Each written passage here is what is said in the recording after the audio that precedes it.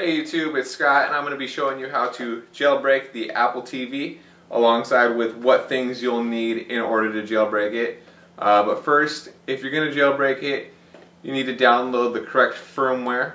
So you're going to want to open up your Google browser and just type in Apple TV firmware. Once you've done that, you'll just go to iClarified-Apple TV's website. And once that loads up, you'll scroll down to the 4.1.0 Apple TV firmware and download that. I believe it takes like 20 to 30 minutes to download that, so that's why I had to do it first. Next step, we'll download Ponage Tool. So go to Google and type in Ponage Tool. Then once you get there, just go down to the Ponage Tool 4.1 info. Scroll on down until you get to the Apple TV firmware. They asked you to download it from the official BitTorrent release, so I just go ahead and do that. And then once it opens up, I dragged it into uTorrent.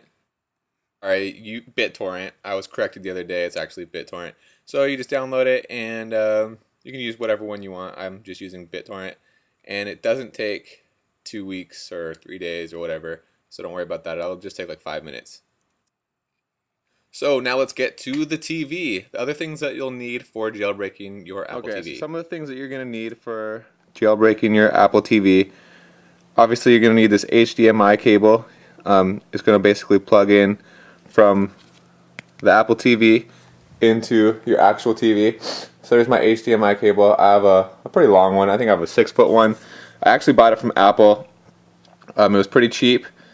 I think it was just $15, $15.99. And then another thing that you're going to need is this USB to micro USB cable. It's going to pop in right there. It's pretty small. Surprisingly, Apple does not sell these, but you can get them at Target, Best Buy, or Fry's. The best deal I found was at Fry's. I got it for $9, and I got this pretty long one. Alright, let's see if I can show it to you.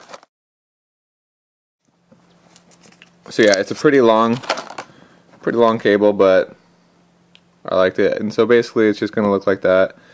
And you can, at Best Buy, they're in the cell phone department under RIM BlackBerry micro USB things, and it'll work just fine. Let me see if I can plug it in. Just plug it in like that. And so, obviously, you're also going to need your Ponage Tool or Green Poison or LimeWire. I'm sure they're all pretty similar. I haven't tried the Green Poison or LimeWire ones. I'm just using this Ponage Tool. And those are the things that you're going to need. The HDMI cable, the micro USB cable to connect the computer to the Ponage Tool application. And that'll be it. And now that you have all of those things, you are ready to rumble! First, let's grab the Ponage Tool from your Finder. Just select it and download it. Make sure you grab the right one. Yeah, Ponage Tool 4.1.2. Download that. Open it up.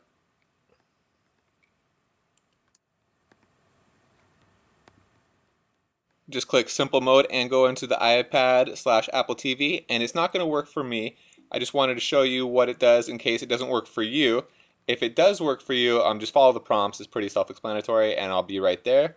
But other than that, you're going to browse for the IPSW, the Apple TV one that you just downloaded, in expert mode.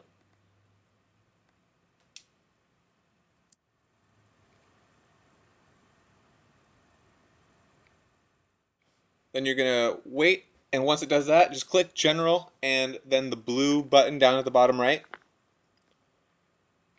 And you don't really need to worry about that, so just keep clicking right all the way through, and it'll just prompt you. And then click Build, and right again.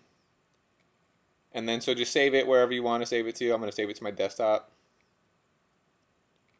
And save.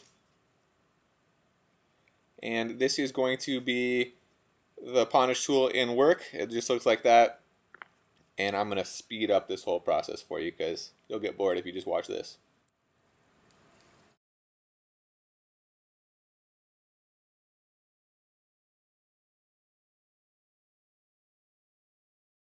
At this point, it would be a good idea to plug in your Apple TV into your computer while the custom firmware is being built, and eventually Ponish Tool will alert you when it's ready. So whether you're in simple mode or expert mode, when it's done, this screen will come up, and if you have your power cable like I do stuck in it, then it'll tell you to remove it. Then it'll say prepare to press menu and play. A little noise will go off, and then you'll press menu and press play. Now, if you didn't notice this because maybe you were gone for your computer for a while, there's no big deal. I'm going to let it pretend like I didn't do anything to it, and you'll notice it'll give me an error. If that happened, all you have to do is just press the left button and the down button like so for about 6 seconds, and it basically does the exact same thing while it's connected into iTunes. Then you're going to press Option and Restore at the same time, and you're going to find the correct custom firmware that you just created, and it's going to do the restore process, and it looks like this. I just sped it up, or actually just made screenshots so that way you wouldn't be super bored, and your Apple TV will restore and you will be jailbroken. Alright, so as you can see, I have my Apple TV installed and I have it hooked up to my TV now that it's jailbroken, and you're not going to notice anything different on your TV screen or on your Apple TV. It should have your Apple TV isn't connected to the network, should be all restored and everything, and you won't notice the difference. On mine, I already do have Plex and Nido TV installed, but you won't have anything different. You have to connect it to your Wi-Fi settings and whatnot. And that's it for this video. In the next video, I will show you how to install Nido TV or maybe it's Nido TV and Plex. Thanks for watching. I hope you guys enjoyed it. Please leave me some feedback and let me know what else I can do to make my videos a little bit better. And be sure to leave 5 stars. Thanks for your help.